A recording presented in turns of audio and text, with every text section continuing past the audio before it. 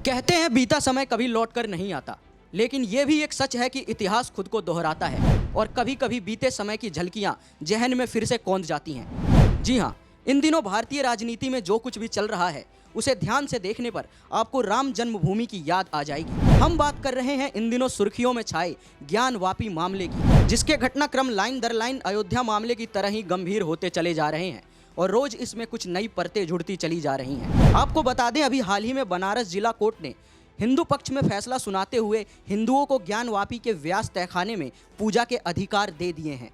आज से ठीक 36 साल पहले अयोध्या की अदालत ने भी ठीक ऐसे ही हिंदुओं को बाबरी मस्जिद में पूजा करने की इजाज़त दी थी और उसके ठीक 6 साल बाद यानी 1992 में बाबरी गिरा दी गई थी। तो क्या ज्ञानवापी के साथ भी कुछ ऐसा ही होने वाला है और क्या ये मामला भी किसी गंभीर अनहोनी की ओर बढ़ रहा है? इसे ठीक से समझने के लिए हमें इतिहास के कुछ पन्ने पलटने होंगे। बात 4वीं और 5वीं शताब्दी के बीच की है। भारत पर गुप्त साम्राज्य का शासन था। राजा थे चंद्रगुप्त द्वितीय, जिन्हें आमतौर पर चंद्रगुप्त विक्रमादित्य भी कहा जाता है। मान्यता है कि चंद्रगुप्त विक्रमादित्य ने ही अपने शासनकाल में बनारस में भव्य काशी विश्वनाथ मंदिर का निर्माण करवाया था। साल 634 ईस्वी में भारत में आए एक प्रसिद्ध चीनी यात्री हुआन सांग ने भी अपनी किताब में बनारस और महादेव के उस पवित्र काशी विश्वनाथ मंदिर का वर्णन किया है, जिसे 1994 से लेकर 1996 ईस्वी में मोहम्मद गोरी के आदेश पर काफ़ी हद तक नष्ट कर दिया गया। उस दौरान न सिर्फ काशी विश्वनाथ मंदिर बल्कि भारत के अनेकों बड़े मंदिर इस्लामी हमलों के चपेट में आए, लेकिन काशी विश्वनाथ मंदिर पर सबसे घातक और प्रचंड हमला मुगलों के समय हुआ।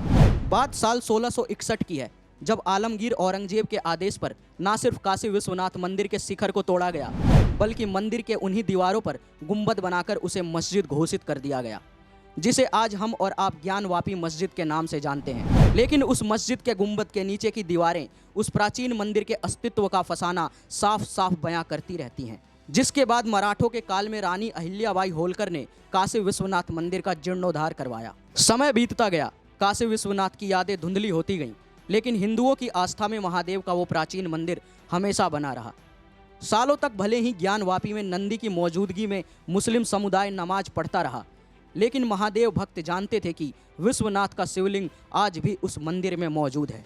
जब अंग्रेजों के शासन में हिंदुओं ने उस मुद्दे को उठाना चाहा तो अंग्रेजी सरकार ने इसका फैसला मुसलमानों के पक्ष में सुनाया। ज्ञानवापी मामले में अगला अहम समय 90 के दशक में आया, जब राम जन्मभूमि मामला अपने चरम पर था। जब पंडित सोमनाथ व्यास और डॉक्टर रामरंग शर्मा ने 1992 में परिसर में पूजा करने के लिए बनारस के जिला अदालत में याचिका दायर की, जिसे अंजुमन इंतजामिया मस्जिद और उत्तर प्रदेश सुन्नी वक्फ बोर्ड से चुनौती मिली। इस प्रकार ज्ञानवापी मामले में सालों तक हिंदू मुस्लिम दोनों पक्षों में एक लंबी लड़ाई चली। हालांकि साल 2000 में पंडित सोमनाथ व्यास का निधन हो गया, लेकिन ज्ञानवापी मामले का अंत नहीं हुआ। अदालत के फैसले के तहत जब ज्ञानवापी की जांच हुई तो उसके अंदर से मिले मंदिर के सबूतों ने हिंदू आस्था को फिर से जगा दिया और शिव भक्तों के बीच काशी विश्वनाथ मंदिर के निर्माण ने फिर जोर पकड़ना शुरू कर दिया। परिसर में मिले शिवलिंग ने तो शिव भक्तों के जोश को और जगा दिया, जिसे मुस्लिम पक्ष फव्वारा कहकर नकारता रहा। लेकिन सच तो सच था और अब वो समय आ गया जब रामलला हम आएंगे मंदिर वहीं बनाएंगे की जगह देश में अयोध्या तो झांकी है, अभी काशी मथुरा बाकी है जैसे नारे लगने लगे। हालांकि राम मंदिर तो बनकर तैयार है, लेकिन अब काशी मामला काफ़ी गंभीर रूप लेता चला जा रहा है। अब तो कोर्ट ने ज्ञानवापी में हिंदुओं को पूजा की भी इजाज़त दे दी है।